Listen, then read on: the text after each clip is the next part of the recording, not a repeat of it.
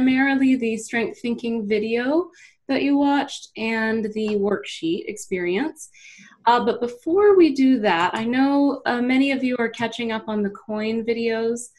So I did want to start with any questions that you might be having as you go. And I imagine that if you have it, someone else will. So, so I'm going to open that up first. Any questions about the coin videos or comments? How many are there in total? That's a good question. I think there's 2 introductions and then 1 for each letter, you know, the C. Okay. And then I think there's the last one, which is really what you watched already, which is the sort of mature talent strength thinking video. That's actually technically the last coin video. We are at some point, I think I already mentioned this, but I'll say it again. We're pretty close to getting our foundations course recorded, and that is going to be a shorter version. It'll be one that, like, you know, a participant might go through. So when that is up, we'll give you access to that, and I think that'll give you a better sense of, like, that's maybe the material that a participant would hear. But because right now the way the coin videos are structured, it's like all the material for the facilitator. And then we will talk through this a couple more. The next 2 sessions, we'll get into like the nuts and bolts of facilitating a workshop and the POM around a workshop. So we'll get into a little bit more of how to manage that coin model in a workshop. So I'm halfway through then. Okay, great. I know they're long, and you also had tonight's video, so I understand. That is one of the reasons we are gravitating toward making that foundations course, to make it a little bit more streamlined, I guess we'll call it. Any other questions? No, I've just been enjoying them, and I love the repetition. I think that's my learning style, where you don't say, well, we've gone over that, so we don't need to repeat it. It's repeated, and I've really found that so beneficial. Could I didn't hear you clearly. Could you say that? No, I totally heard you clearly, but I want you to say it again, and I'm not going to tell you why I want you to say it. And maybe Felinda will tell you why I want you to say it. Well, I'm often encouraging Adam to you know, kind of just tighten the message around that repetition. So that has definitely made his day. It so works for me. I've loved it. I've loved it. I've loved it. I've loved it. Adam is currently doing a happy dance for those who are not on camera. You can see it on video. Oh, yes, you will see it when you watch the video. Well, no, Felinda's right. I mean, I might over repeat things, but I don't want to risk under repeating things. So we got to find that nice happy middle, because I do think people need to hear it. And for you guys too, when you're leading other people through this, there's a saying I like to live by, which is, by the time you're sick of saying it is about the time people are just starting to hear it. And I do agree with that. And I think that you know, that's going to be a constant thing. That is actually why we do advise, if when you're working with a client, you can spread this out and build in some of that review, where it's like, you know, you have one set, and this isn't always practical. I do understand that. But like, if you can start with, okay, a little quick review of what we did last time, and then moving into the new content. And then it'll help just sequence the material for, I think, you and your participants. I do think having time to apply this in between is pretty crucial to be effective. I do think there's a lot of value in that group experience. So it's not to be, you know, I'm not trying to like say don't ever do that. I absolutely do them. So I believe in that too. But I just think to get the most value, having time to sequence and people to apply one concept at a time is very helpful. And it does just sort of give them a chance to see it in their life, and then kind of go back and say like, okay, well, now I understand better what that one before was actually trying to tell me. because I've seen, like, if you observe and then you see the ruts, it's like, oh, well, now I see the enablers a little clearer. So I do think it builds upon itself. That is why the order of the coin model is very important, which is not necessarily the case with the strength thinking model. The coin model, however, we do really think that order is quite important. Any other questions or comments? I want to say real quick, Felinda and I are taking a group of executives through a course very similar to this, where it's taught remotely over webcam, and they're all in the same room together. So that's the main difference, is you guys are all in your own places. They're all in one conference room, and then Felinda and I patch in the way we do. And the main thing I'm bringing up here is that we think it's pretty effective to take people through an hour or 90 minutes a week, and then the exercise in between. So they're doing the full 12 weeks, as opposed to what I know I've done traditionally, which is do a 1 or 2 day workshop and try to cram it all through in those 2 days. So here we're trying to grow our model of teaching Talent to Strength in a serial fashion, one little doses every week to keep people focused on it. And then what's really great is to see the team going through it and talking through the concepts and seeing them growing as a team while the 12 weeks is going on.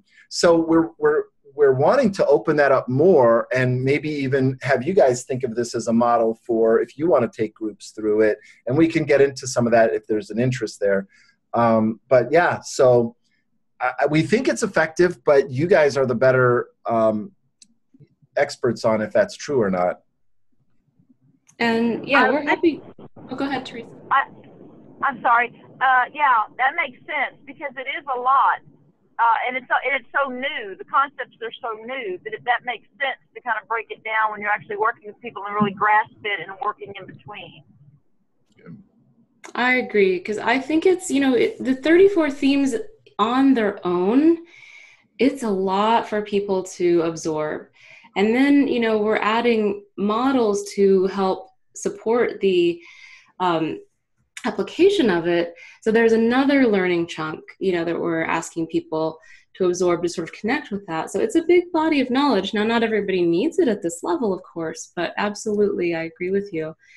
And I do want to encourage you too. I do this with clients. So in the past I've done it in person, but I'm starting to do the coin model one-on-one, remotely, just like this.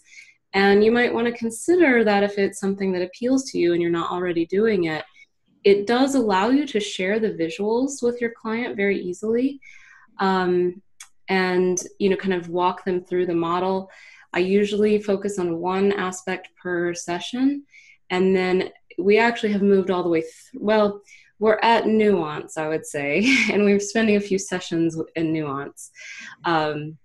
And then we'll be gradually moving into some other pieces. But that's a thought. I mean, I think since we've changed primarily to online, it has been a really serviceable medium, and I think a little bit more workable than doing everything in person. So I just want to encourage you that if that does feel like a good fit to you, something to consider.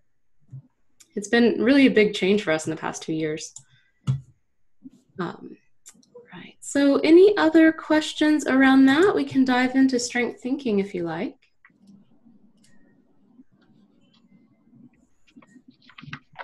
I'm going to do the same thing about asking about the video, and we'll talk about just the video for a brief bit if you have any questions around that, and then we'll move specifically into the worksheet and the application part.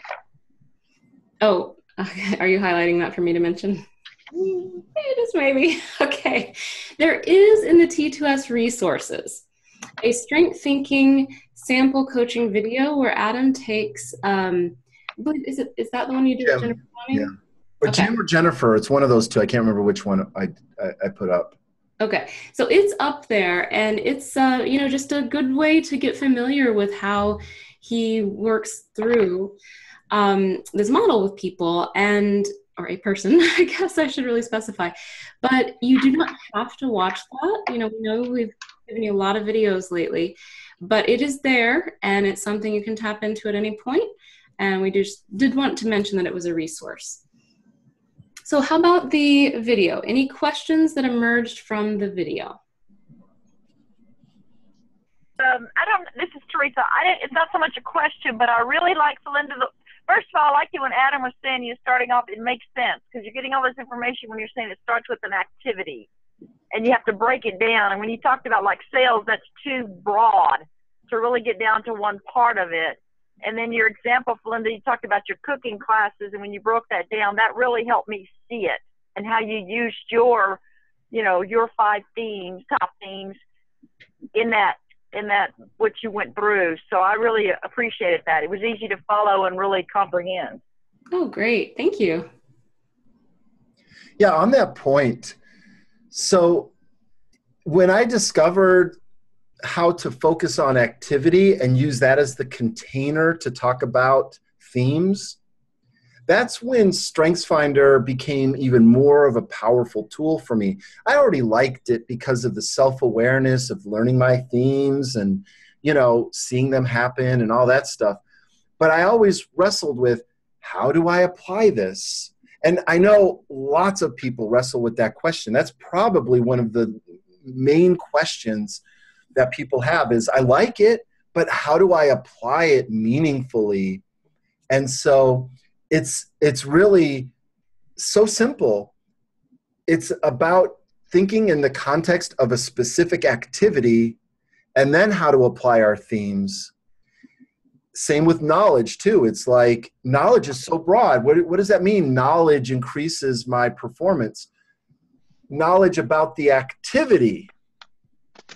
And skills. What do they mean, skills? Skills is a general word. What they mean is it's the steps of performing that activity. So the activity is such a simple thing. It's not super exciting or anything like that or revolutionary, but everything we do is made up of activities. And any problem we have can be solved or at least ameliorated or attenuated or lessened by performing the right activity at the right level. That was my repetition announcement for the day. Thank you, Adam. That's great. Any other questions?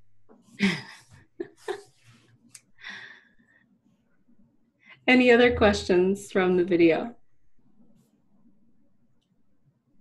I am going to make a comment though about Adam's comment, but for me, the repetition, yeah, kind of in a sense, it may be too much. But for me, with my connectiveness, it helps me because you keep connecting the pieces for me.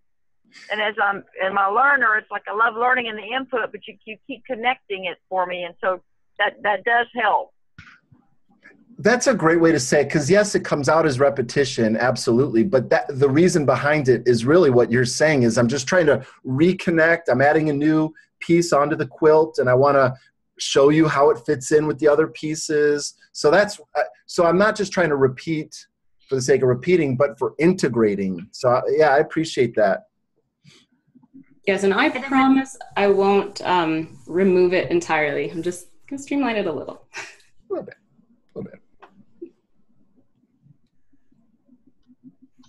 Good. Other reactions to the strength thinking content, just the concepts or anything like that?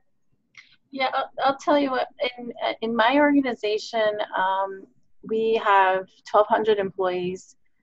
And, so my role is to try to develop talent within some group of that 1,200. It's clearly not all, but, there's some group.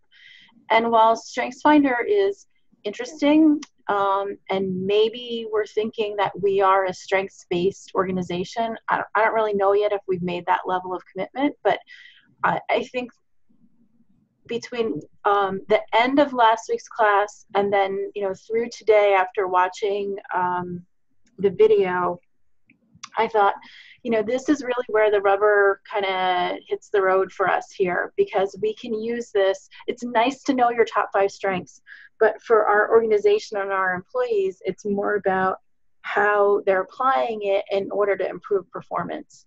So this is very valuable to me. Thanks. Okay. That's what I get excited about with strength thinking, is that it really does demonstrate how StrengthsFinder can be a very potent performance development tool. And that's really what strength thinking is all about. And maybe Felinda and I have been talking about the name strengths thinking. Does that really capture it? Maybe what it's really about is strengths-based performance enhancement. Yeah. I kind of like that a little bit better. Yeah. Has a little more oomph. Yeah. Well, and that's something we are really working on, developing the content for the strength-based organization, because as we hone this for application, we've kind of done it for the individual and the trainer now, but we do feel that it's in this part of the application that most people need the support. And so we are, we're almost complete with our 12 weeks with the group we're taking through of executives. And we're going to then kind of shuffle some of the concepts that will address, like, if you do want to make a strength-based organization, how do you do that? It's not just ordering a bunch of codes and saying, great, now everybody's got, their top 5. There's so much more that these, things plug into. So that's also on the horizon. So I'm actually pretty close to getting there. I do thank you for, we might play with that name. I like that. So let's actually jump into the worksheet, and we can incorporate anything about the video questions there too. What was your experience filling out the worksheet, in the sense that, did you see how doing it yourself will help you take somebody else through it? Was that helpful? Very. Great. And would anybody be willing to share some examples from theirs? Now, I will say, I'm sorry to cut you off. Go ahead. I have to tell you that last week when you sort of previewed this, and I looked at it and I was like, oh my gosh, what is that? I can't even read it on the screen, first of all, let alone understand the process. And then after, as I was watching the video, and I had, I printed out the handout, and I was going through it, I was like, oh, this is quite simple. And then of course I had the dilemma of, what kind of activity am I going to pick, and how am I working through this? So I chatted with my coworker about it. She's like, I think you probably are onto the right thing, but I don't know. We'll see. Do you mind sharing which activity you did pick? You don't have to if you don't want to. So I picked documenting my family history. That's a great one, because that is narrow enough to be something you can really dig into here, but it's broad enough to be really meaningful. Like, that's the one thing that is kind of tricky. Like you said, it's like, how do you pick the right activity? And you can do a pared down version for simpler things, but when you're facing something that is that broad and it's truly something you want to do, you kind of need a process to really dig into it, I think. So that's a great one.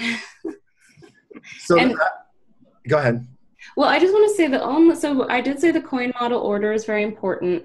We've talked a little bit about this, but you have to pick the activity first. That's really the only thing you have to do first in this one. So that is, if you don't pick your activity, the rest of the whole model just doesn't really hold up. So that's something to consider. That is important. All right, go ahead. And to finish that, the rest of these 3, they do not need to be in this order. Maybe you want to start with knowledge, or maybe you want to start with skill. All 3 are important, but the order is more fungible or more flexible. We did think this was a logical order. Like, you probably wouldn't necessarily want to map your steps before you understand exactly what kind of knowledge you want to go get. But exactly what Adam said, it's not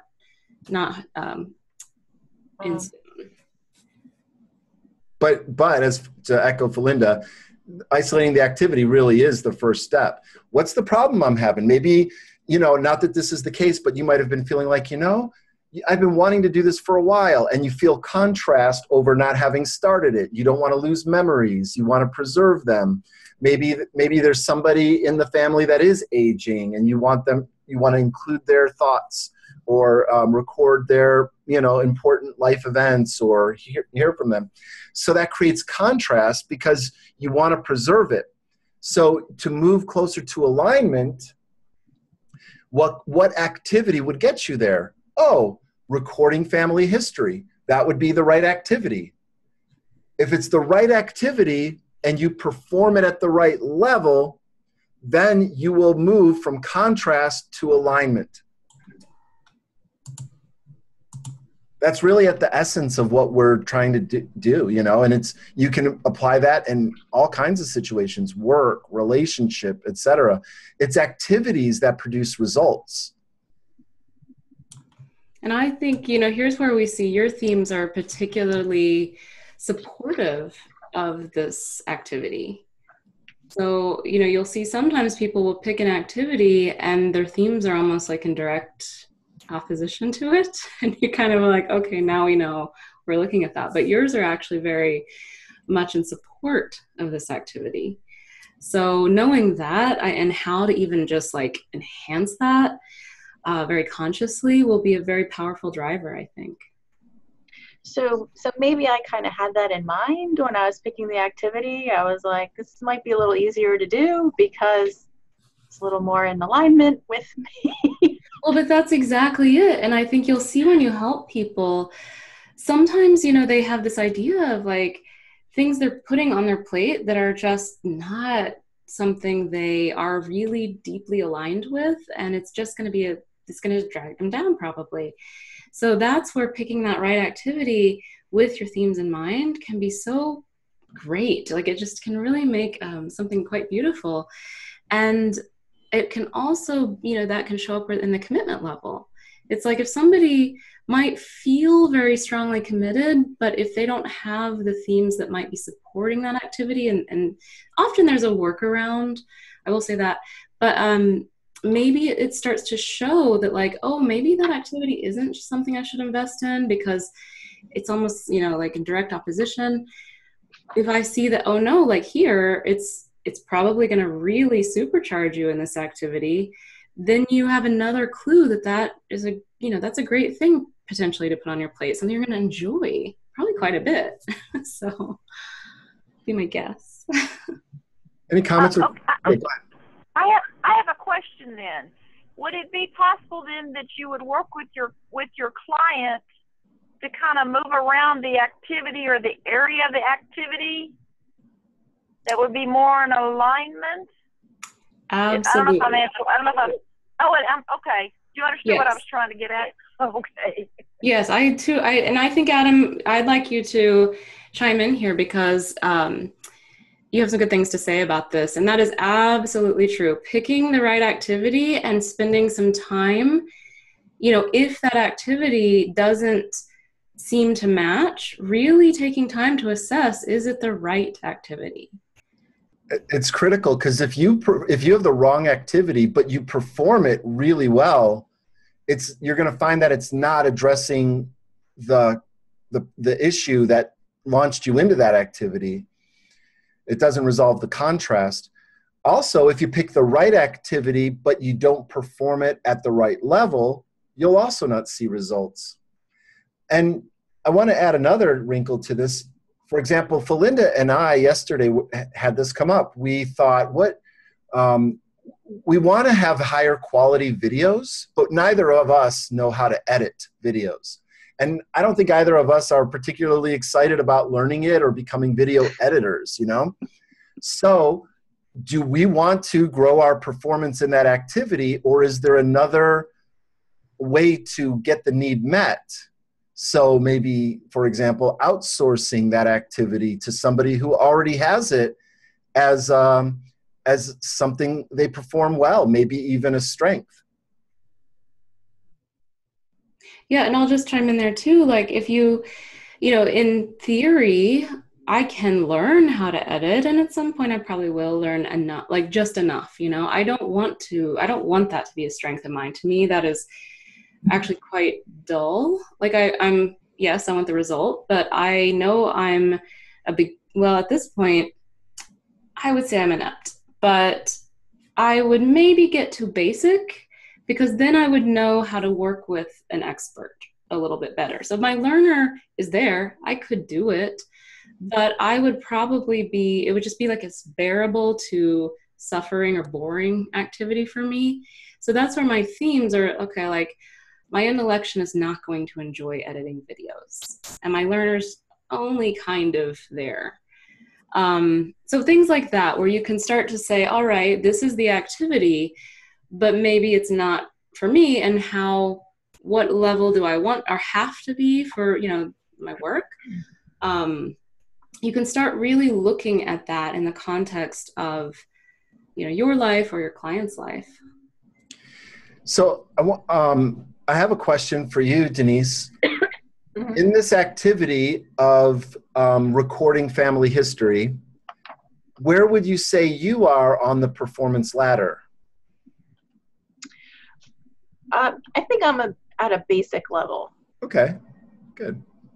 Very good. And where would you like to be? Yeah, I thought about that for a bit, and I think I really only want to go to competent. Great. Yeah, perfect. Not much of a leap there, but... But that's great, though. It's good to know that distinction, because then you'll sort of know when you know enough, you know. And I think with intellection, that's important. I think didn't you say you had input fairly high? Yeah. So it's kind of like if you didn't assess that level, you might spend a lot of time in the gathering knowledge phase. Well, this way you'll be like, well, no, this will be enough. I can move on to the next phase because I have enough. I'm not going to become, you know, this you know, advanced person, and I'm not going to be the master or the key holder for my family and go out and start to, like, you know, build databases or, you know, something that I don't even. I don't want to speak at a genealogy conference or something like that. Right. And so I just want to know who my great grandfather is. Yeah. And I think that that's something that's just really useful, especially when you're managing others, but even for yourself, if you tend to, well, like learner, one of the ruts is you just never feel like you know enough to get started, or input. I have to keep gathering information before I can start. So it's an important thing to know, because you'll know you're doing at the level that, you know, you're doing the activity at the level that you desire to get the results you want. And that's really what it's about. And it'll be so much more satisfying than feeling like, oh, I don't have, you know, this background. You don't need it. So. Yeah, I spaced out a minute. So if you already said this, but like, if you wanted to take it up this high, that's overkill. That's taking away from other things you could be doing. Right. Did Felinda make that point? No, she didn't, but it's a good one. Yeah, it's an incredibly important point to right size the development. And maybe you don't, if you're working with an employee, maybe you don't want them to go from basic to strength. Maybe you do only want them to go just basic to competent. Yeah. There's a term that I haven't heard. Maybe I invented it. Maybe, but I call it micro struggles. And so I don't want to try to go from basic to mastery. I want to go from basic to competent. And when I get there, maybe I'll want to go further. So your focus should just be what are the micro struggles to manage my themes, to incorporate new knowledge, to learn the skills a little better, to get to competent. Mm-hmm. So that's why we use this ladder. We introduced it to you real early on, but its function really comes in nicely here. You can see it's almost as if Felinda and I have strategic. Just maybe. Before we move on to the other levels, I would love to hear if anyone else would be willing to share an example of the activity that they picked, since we're kind of in this scope of the worksheet.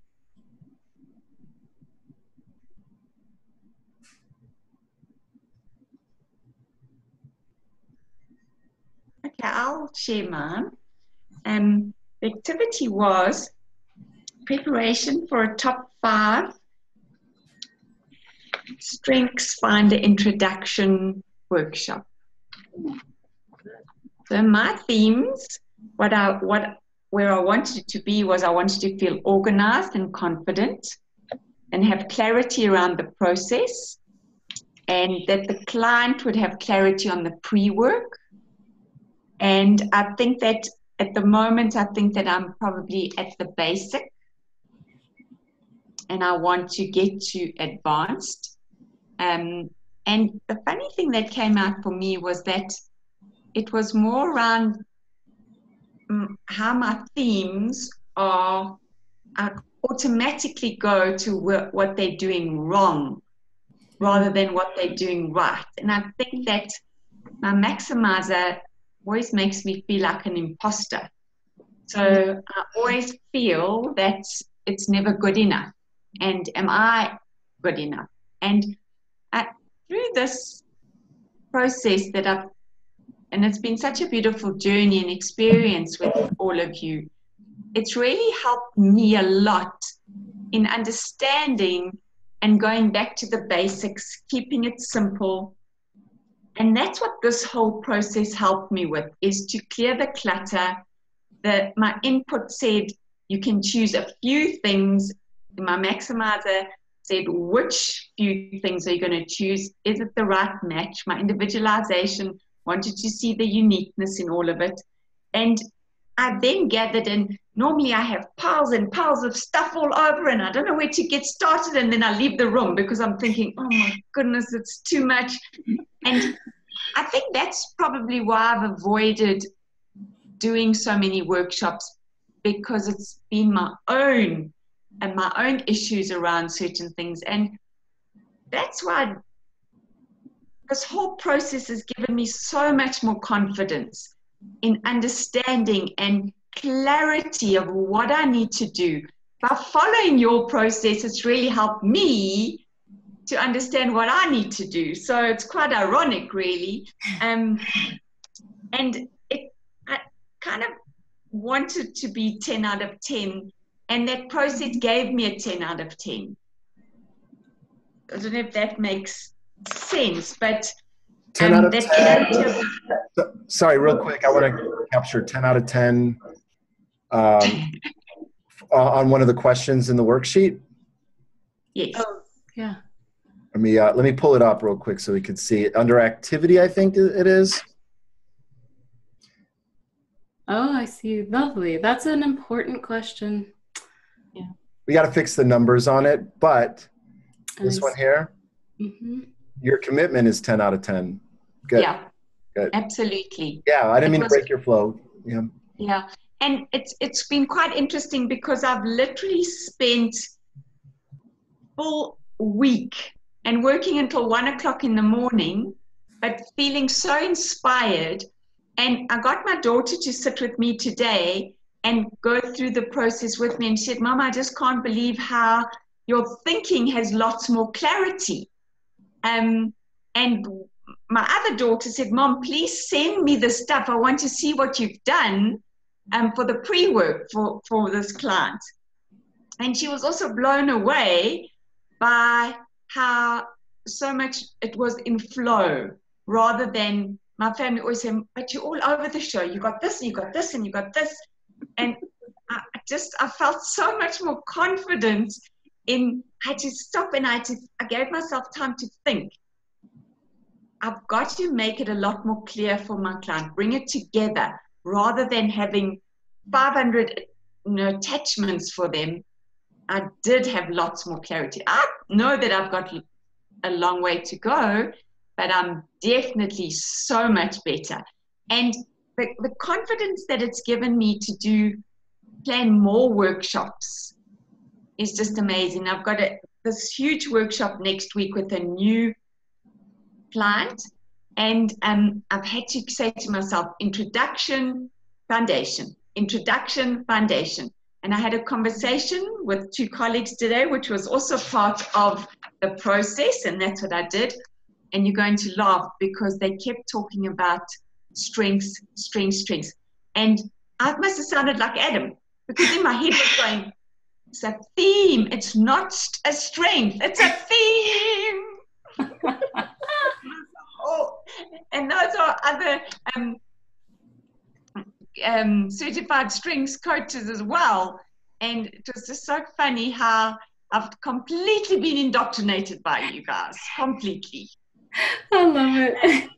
Yeah. So that's it. Just wanted to say that it's been real and I've applied it, and the end result has been, I sent it through to the client at about 9 o'clock this evening. I even phoned him. I mean, I was really lucky that he was happy to take my call, and I went through the whole process with him, and he was blown away with it. So I feel like I've achieved. So thank you. Good. Thank you. Yeah. I'm so glad to hear. And you might even find the next 2 weeks will even help with the knowledge piece around supporting that. We did try to make that process a little easier too, when I'm speaking about just facilitating workshops specifically. Oh, that's wonderful. This is exactly what we would like this to do. So that's great to hear too. Yeah, and a couple of thoughts on what you said. The first one is the POM approach, purpose, outcomes, methods, can be really helpful for helping to give that clarity. I know that feeling of starting on a project and really wanting to do a great job, having lots of different ideas or pathways I could go, and then just being like, all right, it's too much. I don't see the path ahead, and I just want to walk away. So POM is a tool that I developed for myself in those situations, so that it's a thinking tool to go, wait, what is my purpose here? You know, and then that brings me back home. It centers me. And then what are the outcomes? Then that helps me think about where I want to go. And then the methods. And what I realize every time is like, oh, dummy, I started with methods. No wonder I'm all over the place. How do I know if my methods will be the right methods if I don't know the outcomes I'm trying to aspire to? That's the first thought. POM is your friend. Yeah. I reached up to grab a book off my shelf too that I'm not suggesting you read it. It's not a fun read, but the concept in here of inner experience is what, to me, StrengthsFinder has been so helpful in understanding. We all have an inner experience, and some of us have very bizarre inner experiences. Like I know I had a really authentic conversation with one of my best friends growing up, and he has panic anxiety disorder and OCD.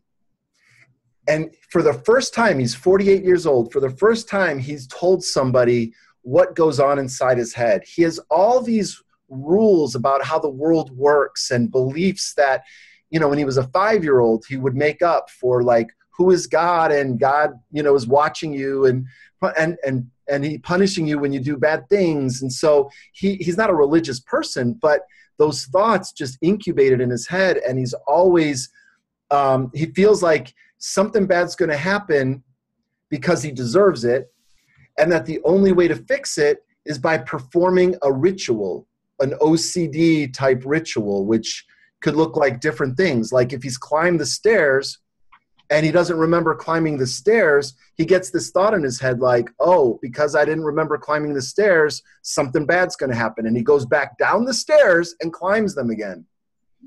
It's like, that's foreign to me. And but he has so many of these. We just unpacked a lot of these last night. And that's just one example. That's an extreme example. But we all have these things in our head, in our inner experience, that StrengthsFinder helped me get in touch with my inner experience, because I learned about my themes, and I'm like, oh, that's what's going on in my head. I could observe it. If I can observe it, maybe I can interrupt it. If I can interrupt it, maybe I can, dial it to the right level. So it's just a cool concept. And so when you were talking, Meryl, I heard a lot of your inner experience coming out, this maximizer and this fraud, you said this imposter syndrome. And I think anybody else on the outside would look at you and go, the last thing they would think, it wouldn't even be in their head at all to go, she's an imposter, imposter, Instead, I think, you might have it because of pressure you put on yourself, but nobody else has that. And that pressure could be reduced. It could reduce your performance. So I know those are some heavy thoughts, but. Well, I'd like to actually kind of build on that, because if you could pull up the performance ladder for a second. So one of the things that happens in a rut is that we focus on the negative. And the negative can also mean a void of action. Our brain neurologically can't really do much with a negative, really can't do anything. And in fact, what it focuses on is like, what are the words in that I can recognize? Okay, I'm going to really focus on the word, it has to be better, or it has to imposter. Well, that's definitely not what you want. So what you want to do is flip that around, and hopefully that gives you some language. I mean, this is for everybody that you work with. You're going to find it. You've got to have the what works well so that your brain can actually do something with that's productive and positive, and is going to help you up this performance ladder. And I think one of the things of orienting yourself on the performance ladder, especially as you're working with others, as Denise said, their talent development, it's like, how do you do that? Well, if you figure out where you are or where somebody else is on that performance ladder, let's say, facilitating workshops is a strength for you, and then you're having somebody else come in and do it, but maybe they're doing it for the first time and they're a beginner. Your expectations of their performance are much higher than where they are. And instead of then being like, oh no, that's not good, you can then orient that person. All right, here's the knowledge and the skills you need to move up to that. You can see the progression. It's a lot more logical. And I think as you apply that to yourself, anybody who does, if you orient where you are, you give yourself something very positive to do. Okay, now I feel like I'm in the basic level. Now I feel like I need to gather a few more knowledge to get to the competent level. Your brain has something to now I can go to this place and do something productive to build to where I want to get. And it's a process, not a leap. You don't go from inept to strength. You just don't. Nobody does. People that are considered prodigies, they practiced. They might have excelled. Maybe their innate skills, their talents helped them get up the ladder faster. That's a clue, by the way. If you're moving up the ladder faster and it's fun for you, that's a clue that you've landed on a really solid activity for you.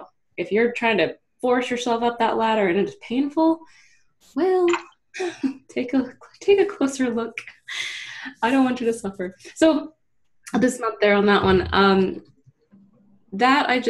I do think we all tend to start with the negative, but that's a way to flip it and to do something with the positive that will take you to where you want to be.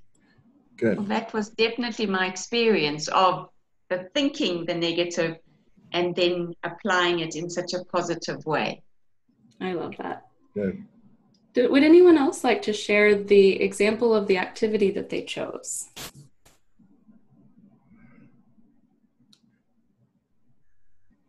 If it's all right, Felinda, I'd kind of like to talk through the sequence while, on the call. I think we have two really good examples. Okay. And and then we could start to delve a little bit more into what do you do once you identify the activity, Absolutely. Let's go for it. All right. So, state the activity, be as accurate as you can.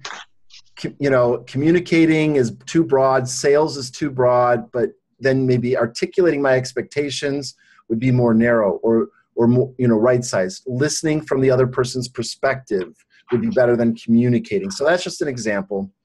Then describe the desired outcome of your chosen activity. So we include a little bit of the POM in here. And what would be the signs that indicate you're successfully performing that activity? Or the other person, if you're developing someone else, you might say, here's what I'm looking for in your performance to let me know that you're growing. Then use the performance ladder to identify your current level of performance and your desired level. So we did an example of that. And then Meryl shared with us, an example of how she looked at her commitment and especially if you're working with someone else, what is their commitment level to that improving in that activity? That's going to save you a lot of headache if they say, yeah, I'm not committed at all. I have no commitment to improving in that activity. That's going to save you a lot of headache. Whereas like if you have developer in your top 5, you're like, I'm more committed than you are to your performance in that activity. And then the last one, list obstacles you anticipate in performing this activity. And then for each obstacle, describe how you'll overcome it. And that's just kind of like projecting ahead. So, when you experience a problem, when you're all energized to take something new on, and then you hit a roadblock and you're like, it just saps all that motivation. Well, thinking about it ahead of time. Do I have the right equipment? Or, what other obstacles if you're partnering with someone else, what if they're not on board with this? Well, I need to secure their buy-in. So thinking through the obstacles ahead of time, and especially in a coaching situation, I think this could be really helpful, to help draw those out of the other person, their hesitations, their doubts, or if they hadn't thought of a roadblock that they should have, you can help them spot it. So that's that. And this used to be a lot longer. We have a much longer version, and we've streamlined it a little bit. And I think, and that Felinda pushed for that, and she's right. What we had was overkill. So this is a nice way to start. Well, I'd like to, before we move on from this, if you find that you've articulated the activity, but you still feel like walking out of the room, like you still are like, whoa, too much. That's likely the indication that the activity you've chosen is too broad. Because another thing the brain can't do is like, if it's too big, shut down. So if you find yourself stuck, walking out of the room, or an obstacle stops you in your tracks, and this is, also to help other people you're working with, come back to this, see where that might be. Really hone in on, you'll usually see it. You'll be like, well, no, I still think my activity is correct. It doesn't feel too broad. I feel like energized. I feel committed. But I've now hit this roadblock. Spend some time then addressing how you're going to overcome it. So this is a working document.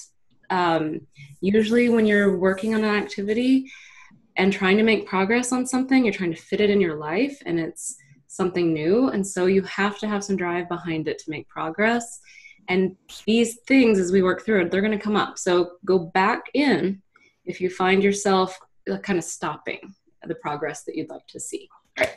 And we can move on. Great. Do you want to talk through this?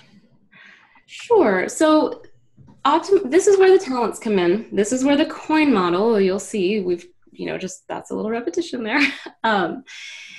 This is so useful. Like I was saying earlier, spending some time thinking how your theme is going to help you succeed and how it's going to detract, essentially another word for enablers and ruts, but it's in the context of this very specific activity. And then what shift will you make should the theme detract? You can also think of that in the context of, how are you going to amp this up? If learner's the theme, I know I've been on learner for some reason tonight. If learner's the theme that's going to really push this activity, amp it up. If learner's the theme that's going to actually help you to a point, but then it's going to stop you by thinking you don't have enough, that's something it'll be detracting. You can dial it back. So you can really start to see how your thoughts, feelings, behaviors, your innate abilities are going to support you in this very specific context. That is so, so important for this being useful. Great. Good. Any thoughts, questions, reactions to this? Or Meryl or Denise, if you've done this, did you find it helpful? Absolutely. It was incredibly helpful. And what I loved about it is I definitely used the coin model while I was doing it, because I'm having conversations with my different themes. So I often have to say to Maximizer, actually, you can just leave the room for a while. And input, you can also leave the room for a while. And let's work with, some of the others. And I love that I've never thought about it like that. So it was I worked with all of them to see the good, the bad, the ugly, and then the outcome, and then using the coin to go, okay, so which one am I going to turn down? Which one am I going to interrupt? And I think that's why the outcome was so positive, was because I followed that process. That's great. Yeah, I just want to say too, it's like, that's why I think of in terms of match and mismatch. That's all, as opposed to good or bad or whatever. Instead of getting mad at your themes, just go, oh, is input a good match for this activity? Well, not really. It could get a little messy. Let's dial that one down, or let's have it leave the room, you know? And then maybe if you know your 6 through 10 themes, you might say, number 6, oh, let me use that one, or 7, that would be useful here. How could I use that? And to find a better match. So. You've really, really helped me with that process, because I've done my 34 themes, and I often only focus on the top 5. And this process helped me to go, okay, arranger, you're coming in. Activator, you're coming in. And the rest can leave the room. Right. And that made such a big difference. It was like such a big aha moment. And you've been given permission that I actually can tell them you're not welcome. Well, I think that's such an important point, is that we should, in many, many ways, focus on the top 5 for the ways that they serve us, and try to really, any activity that's going to harness the power of these is just going to show amazing progress, and you're going to be happy while you're doing it. However, we often do forget we all have all 34. So it's just a matter of order. And so there are going to be many activities that and now that you know them so well, you can almost go into the mode. Okay, arranger mode, kick on. I need you right now. Or, empathy, come on up, step up. We are calling you forward for the next conversation or whatever. So I think that's something that is important, but just yeah, Belinda, I mean, you're joking about that, and it's so realistic for me, because I'm often sitting in a coaching session and I get to a point where I go, okay, I call on my angels, I call on God, I call on whoever's going to help me to say, I actually do not know what to say next. You're going to have to help me. And I think what you've just said around going, okay, so maybe my top 5 themes cannot help me, but what about some of the others? And I think that's such a lovely way of looking at it, because you've almost got these 34 angels sitting around you that you can just say, okay, you come in and help now. And I know when I ask that question, something will come into my mind, and I'll ask, and I think, where did that come from? Right? I don't know what I'm going to say, but I've had the same experience. That's great. I have like a couple things I want to say, but I don't know that we have time. So let's move on to the next page. So let me pull that up again. Where is it? Here it is. All right. So the next one is this. We talk about knowledge here. So identify what knowledge you need to improve your performance. So if I'm trying to create a family, album, or I forgot how you said it, but just kind of family history, what could I learn from people that have already been doing this for such a long time, and get on a blog, and I could download some super fast tips that I wouldn't have thought of before, that I would have had to experience the roadblock and learn from experience. There's a great little quote, if I can remember it. It says, good judgment comes from experience. Experience comes from poor judgment. So you kind of have to, it's not just poor judgment, it's lack of knowledge. Knowledge comes from experience. Experience comes from lack of knowledge, would be another way to say it. And so, figuring out what that is would be great. what reliable sources of knowledge can I access? Describe the specific steps you take to acquire that knowledge. Watch this video, read this blog, interview this expert. How will you meaningfully apply this knowledge toward the activity? So yeah, pretty simple, straightforward. It was much more complicated in the other version, but this kind of just simplifies, streamlines the path ahead. So what was your experience with these questions? Those were pretty easy, particularly for the the activity that I selected. So in fact, in talking with my coworker, she reminded me that we have colleagues at our library that have like certifications in genealogical research and stuff like that, and she's like, you go talk with them. And I'm like, oh yeah, forgot about that. There's people I can look at, look to for help instead of just a database. Or I mean, it could be that like they might even offer to help with this or do this part because they love it, right? And if they have the strength, let's say they have strength level performance in this stuff, well, for them to go and do a few things for you might take them no effort, whereas for you, you might have to like take like an hour just to get up to speed or something.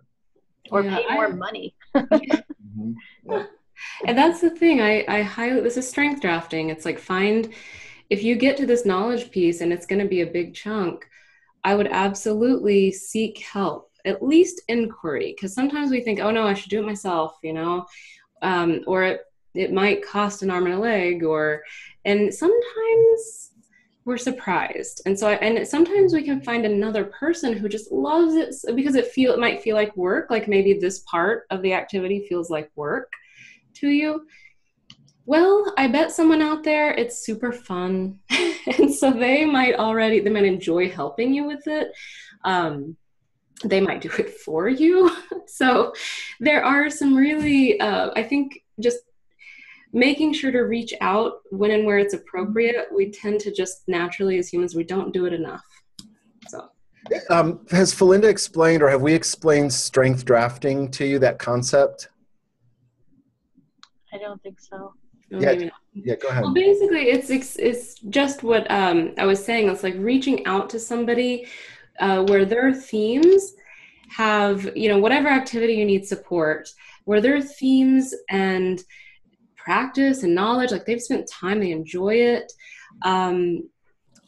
it's far and above where you would even want to be in the activity. I'll give an example. I had a very quick one. I had this house cleaner in Philadelphia who was a master. She was amazing. I could never even touch the level of organization and skill set she had, and she just helped my life so much more than just the amount I was paying her. It was just like what she was able to do was just the service level, because she loved it, and she was a strength level in that, and in many areas. But things like that, where it's just like that would have been a huge drain on my energy. I would have had to spend a lot of time gathering the knowledge. By hiring her, it saved me a ton of time and actually money in some ways. And I just drafted off of her strength to get to the accomplishment of like having a clean house. The term drafting comes from sports or some activities like running or cycling or even NASCAR racing, where, if there's a stronger cyclist in front of you, they're going to meet the wind resistance. So if you get in behind them, then they meet the wind resistance and you get the benefit of like not having that wind resistance. So that's drafting in that parlance.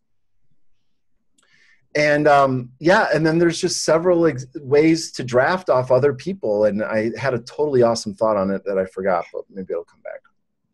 But friends, family, someone out there, their library, that kind of resource, that's part of the knowledge piece, and it's, I think that it might actually also be part of the skill piece that we talk about as well.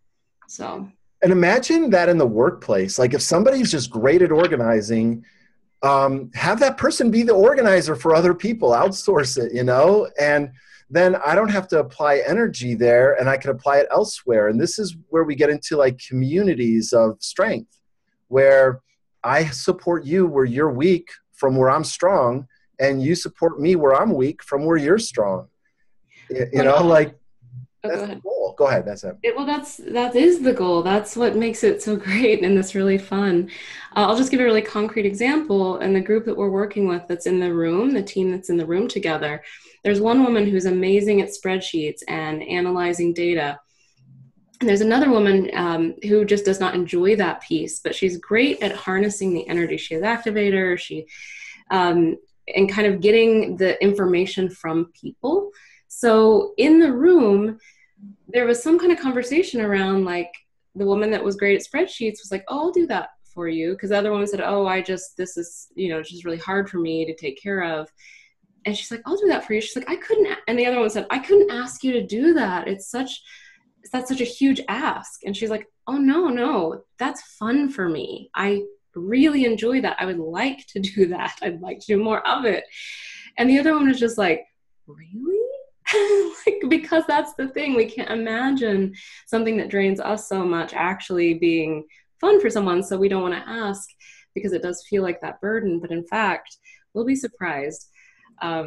So they're actually job crafting. They're shifting some of their responsibilities so that they can both do more of the part that they love. And it just makes things a lot better. And just as a personal example, I don't keep my books. I haven't balanced my checkbook in 15 years. And I haven't missed a payment because I have somebody else do that for me. All I do is sign checks and put them in an envelope. I don't open a bill. I haven't opened a bill in 15 years. I don't cut my lawn. Javier, he's way better at it. He's got all the equipment. He knows how to do it. He's fast, comes in and saves me a lot of headache and negative emotions. I don't wash my car. I outsource that to the rain. The rain. Adam strength drafts the rain. I strength draft off the rain. Like when it rains, what better source? Everybody who washes their car, they're not happy. When it rains, I'm like, clean car. Why don't we try to wrap up our last? Oh yeah. Okay, we're gonna But that's that's great. I strength draft off the rain. Okay. All right, so mapping out the and practicing, that's really key, is not just mapping out the skills, but practicing them. And I'm reading a book, it's not in this room right now, but it's called The Talent Code, and it talks about a concept called deep practice. And The Talent Code's a book Flynn and I both really admire and highly recommend.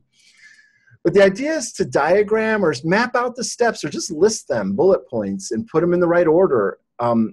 Try to be as complete as possible. And again, if you're doing this with somebody else, you'll help them identify steps they probably hadn't even thought of before. Oh, you're supposed to do that? I didn't even know. That's going to make my life so much easier.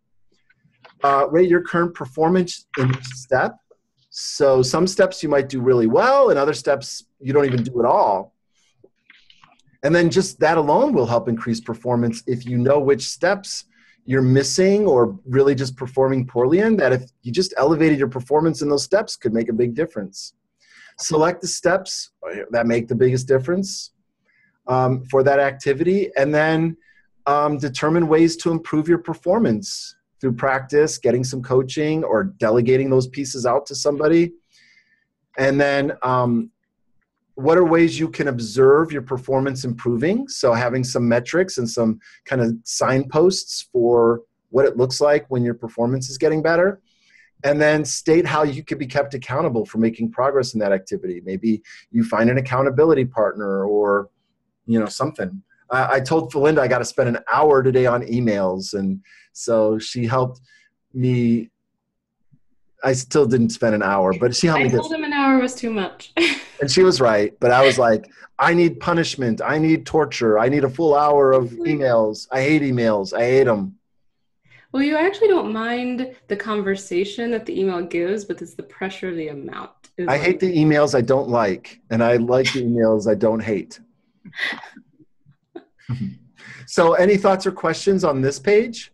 The skills part, were you able to think about that? Because I could see how skills would factor into both of the activity examples we have with you guys. Or maybe you didn't get that far. I didn't get that far. All right, fair enough. Meryl, did you take a look at steps? Yes, no, I did. I did all of them, and I kept it simple. I did the diagram, a PowerPoint. I kept it simple and uncomplicated. I practiced it. I had somebody observe and give me feedback and giving me, telling me how much more confident. And then the delivery. Was it helpful? Completely. Great. Absolutely. 10 out of 10. 10 out of 10. Nice. Great.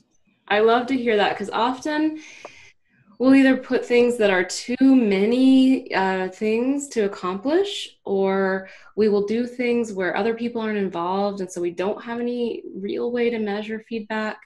But accepting the feedback that we get and having actionable items that you can truly accomplish, such an important part of practice. Again, that feeling, if you're not making progress and you're walking out of the room and it's not in flow, go back in. This, like I said, I'll say it again, working document. That's great. Very good. All right. I just wanted to add just a quick thing when you spoke about the strengths drafting. I think I should have been called strengths drafting. And I was trying to think of which of my themes would give me that name of strengths drafting, and perhaps it's my individualization, because I can find everybody to do everything. And I live with a family where my husband's completely independent, can do everything, and both of my daughters are exactly the same, and they're completely not needy, and they kind of do it all themselves, and I'm the one who's delegating and influencing and getting everybody to do everything. Yep. I think my name should have been strengths drafting. Well, I think the individualization and input, because input is like you're keeping track of what's useful, or in this case, who's useful and in what way.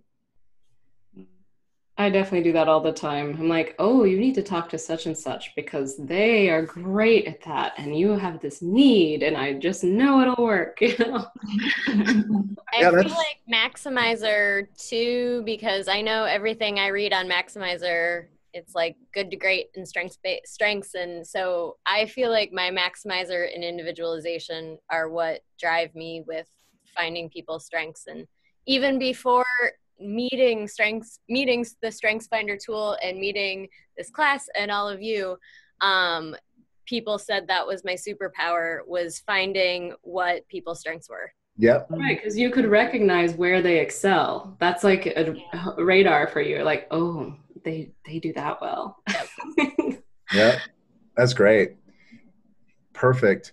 Good. Well, let's just recap the what we're looking for next week, and then we can wrap up with any questions that you guys have. And man, time just flies. Well, really your homework is just to watch the session 10 video. We'll be getting into the nuts and bolts of facilitation, and catch up, with the coin, continue on there. And I would say this, if you are working through the strengths worksheet and you have questions, or you want me to talk you through that, I am happy to do that. I think this is an important piece of the puzzle. So if you're kind of like, I'm not really sure where to start on that, or if you got so far and you kind of like, I'd like to just talk, one-on-one, because an hour is never enough, of course. So I'm totally happy to do that. I'll put that out there.